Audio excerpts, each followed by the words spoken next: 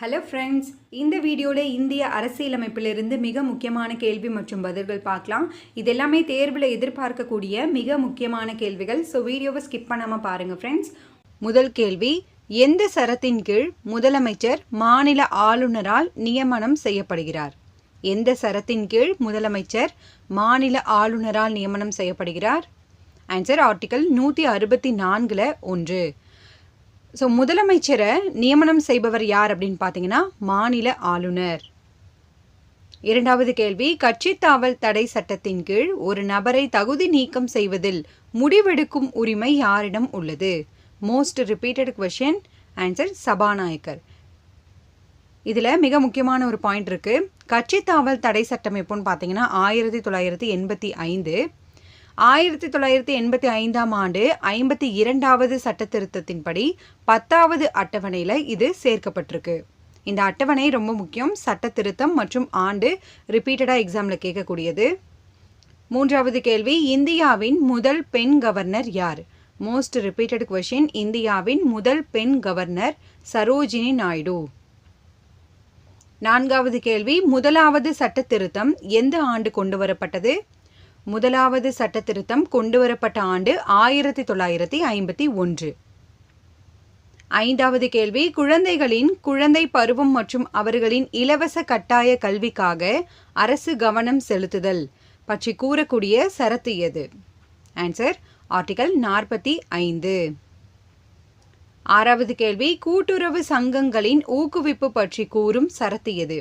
கூட்டுறவு சங்கங்களின் ஊக்குவிப்பு பற்றி கூறும் சரத்து 43 பி. அடிக்கடி தேர்வில் கேட்கப்பட்டது. ஏழாவது கேள்வி, இந்திய அரசியலமைப்பின் மகா சாசனம் என அழைக்கப்படும் பகுதி எது? ஆன்சர் பகுதி 3. இந்திய அரசியலமைப்பின் மகா சாசனம் என அழைக்கப்படுவது அடிப்படை உரிமை. இது தேர்வில் அடிக்கடி கேட்கப்பட்டது.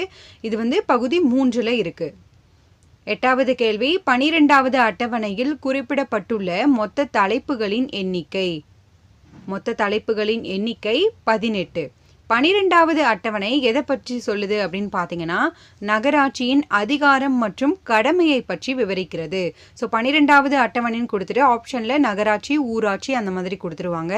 சரியான விடை நகராட்சி. 9வது கேள்வி, அரசியல் நிர்ணய சபையின் முதல் கூட்டம் எப்போது நடைபெற்றது? ஆண்டு மட்டும் கூட கேட்பாங்க. ஆன்சர் 1946ஆம் ஆண்டு டிசம்பர் 9ஆம் நாள். 10வது கேள்வி, ஆளுநரின் அவசர சட்டம் இயற்றும் அதிகாரத்தை பற்றி கூறும் சரத்து எது? ஆளுநருடைய அவசர சட்டத்திற்கான சரத்து 213. 11வது கேள்வி, அரசு பணியாளர் தேர்வாணையம் பற்றி கூறும் பகுதி எது? Repeated question. ஆன்சர் பகுதி 14. அரசு பணியாளர் தேர்வாணையம் பற்றி கூறக்கூடியது பகுதி 14. பகுதி 15 பார்த்தீங்கன்னா தேர்தல்கள் பற்றி கூறக்கூடியது. இதுவும் தேர்வில் அடிக்கடி கேட்கப்பட்டது. பகுதி 14 தீர்ப்பாயங்கள் பற்றி கூறக்கூடியது. இதெல்லாம் பொறுத்துகளை நமக்கு அடிக்கடி கேட்டிருக்காங்க. 12வது கேள்வி, 11வது அட்டவணையில் குறிப்பிடப்பட்டுள்ள மொத்த தலைப்புகளின் எண்ணிக்கை? Most repeated question. ஆன்சர் 29 தலைப்புகள். 11வது அட்டவணையானது பஞ்சாயத்தின் அதிகாரம் மற்றும் கடமையை பற்றி விவரிக்கிறது. 13வது கேள்வி, தற்போது சொத்துரிமை அரசியலமைப்பின் எந்த சரத்தில் வைக்கப்பட்டுள்ளது? பாக்ஸ் கொஸ்டின், அடிக்கடி தேர்வில் கேட்கப்பட்டது. ஆன்சர் சரத்து 300 தற்போது சொத்துரிமையானது 300 வைக்கப்பட்டிருக்கு. 14வது கேள்வி, புதிய மாநிலங்களை சேர்த்தல் அல்லது உருவாக்குதல் என்பது எந்த சரத்தின் கீழ் அமைந்துள்ளது? புதிய மாநிலங்களை சேர்த்தல் அல்லது உருவாக்குதல். ஆன்சர் சரத்து 2. 15வது கேள்வி, எந்த ஆண்டு மாநில மறுசீரமைப்பு சட்டம் நடைமுறைக்கு வந்தது? மாநில மறுசீரமைப்பு சட்டம். Most repeated question. ஆன்சர் 1956ஆம் ஆண்டு. 1956 நவம்பர் 1 தான் மாநில மறுசீரமைப்பு சட்டம் நடைமுறைக்கு வந்தது. 16வது கேள்வி, குடியுரிமை ஒழுங்குபடுத்த பாராளுமன்றம் சட்டம் இயற்றலாம் என கூறும் சரத்து எது? ஆன்சர் சரத்து 11. ஸோ குடியுரிமையை ஒழுங்குபடுத்தக்கூடிய அதிகாரம் யார்கிட்ட இருக்கு அப்படின்னு பார்த்தீங்கன்னா பாராளுமன்றம். அதை சொல்லக்கூடிய சரத்து 11. 17வது கேள்வி, இந்திய அரசியலமைப்பின் சிறிய அரசியலமைப்பு என அழைக்கப்படும் சட்ட திருத்தம் எது? Most repeated question. ஆன்சர் 42வது சட்ட திருத்தம் 1976ஆம் ஆண்டு. தேர்வில் அடிக்கடி கேட்கப்பட்ட கேள்வி. 18வது கேள்வி, குழந்தைகள் சுதந்திரமாகவும் உடல் ஆரோக்கியத்துடனும் வாழ வேண்டும் என கூறும் சரத்து எது? ஆன்சர் சரத்து 39ல் இ. குழந்தைகள் சுதந்திரமாகவும் உடல் ஆரோக்கியத்துடனும் வாழ வேண்டும். சரத்து 39ல் இ. 19வது கேள்வி, மாநில சட்டமன்றத்தில் பட்ஜெட்டை சமர்ப்பிக்க பொறுப்புடையவர் யார்? பொறுப்புடையவர் ஆளுநர். மேலும் பார்த்தீங்கன்னா மாநில சட்டமன்றத்தில் பட்ஜெட்டை சமர்ப்பிப்பவர் யாருன்னு பார்த்தீங்கன்னா மாநில நிதியமைச்சர். டிஃப்ரென்ஸ் பார்த்துக்கோங்க. ஆப்ஷனில் 2 பேருமே இருப்பாங்க. ஸோ எது அப்படின்றத பார்த்துக்கோங்க. 20வது கேள்வி, 97வது சட்ட திருத்தத்தின்படி 2011இல் கூட்டுறவு அமைப்புகள் எந்த பகுதியில் சேர்க்கப்பட்டுள்ளன? இந்த கொஷின் அப்படியே உல்டாவாகவும் கேட்பாங்க. ஆன்சர் பகுதி 9ல் பி. ஸோ கூட்டுறவு அமைப்புகள் பகுதி 9Bல எந்த சட்ட திருத்தத்தின் மூலம் சேர்க்கப்பட்டது அப்படின்ற கேள்வியும் அடிக்கடி கேட்டிருக்காங்க. 2011 97வது சட்ட திருத்தம்.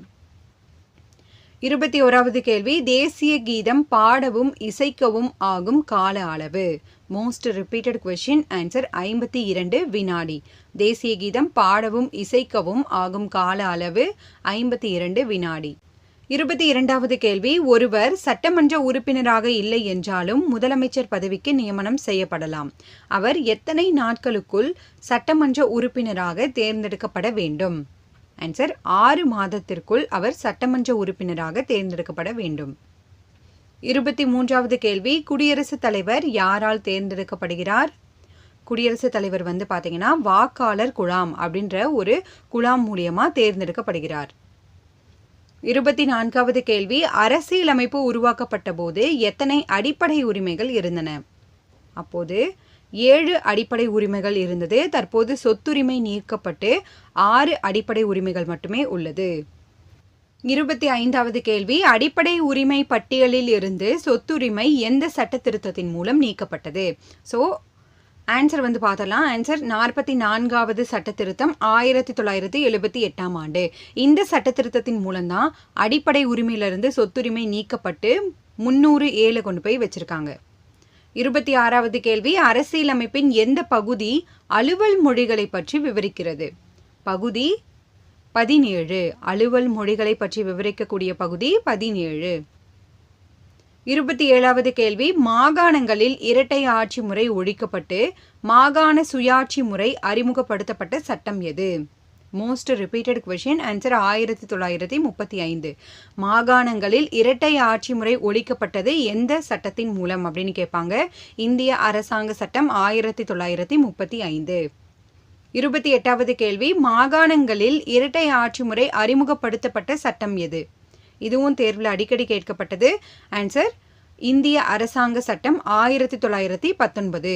ஸோ 1919 அப்படின்றத ஞாபகம் வச்சுக்கோங்க. இரட்டை ஆட்சி முறை அறிமுகம் செய்யப்பட்டது. இரட்டை ஆட்சி முறை நீக்கப்பட்டது 1935. 29வது கேள்வி, மாநிலங்களவை உறுப்பினர்களின் பதவிக்காலம். Most repeated question. ஆன்சர் 6 ஆண்டுகள். மாநிலங்களவை உறுப்பினர்களின் பதவிக்காலம் 6 ஆண்டுகள். 30வது கேள்வி, நம்பிக்கையில்லா தீர்மானம் எங்கு மட்டுமே அறிமுகப்படுத்த முடியும்? நம்பிக்கையில்லா தீர்மானம் எங்கு மட்டுமே அறிமுகப்படுத்த முடியும்? ஆன்சர் லோக்சபா. அதாவது நம்பிக்கையில்லா தீர்மானத்தை மக்களவையில் மட்டுமே அறிமுகப்படுத்தப்பட முடியும். உங்களுக்கான கேள்வி, தற்போது சொத்துரிமை அரசியலமைப்பின் எந்த சரத்தில் வைக்கப்பட்டுள்ளது? இந்த முக்கியமான கேள்விக்கான பதிலை கீழே கமெண்ட் பண்ணுங்க ஃப்ரெண்ட்ஸ். இந்த வீடியோ உங்களுக்கு யூஸ்ஃபுல்லாக இருக்குது அப்படின்னு நினச்சிங்கன்னா மறக்காமல் லைக் பண்ணி சப்போர்ட் பண்ணுங்கள். தேங்க்யூ.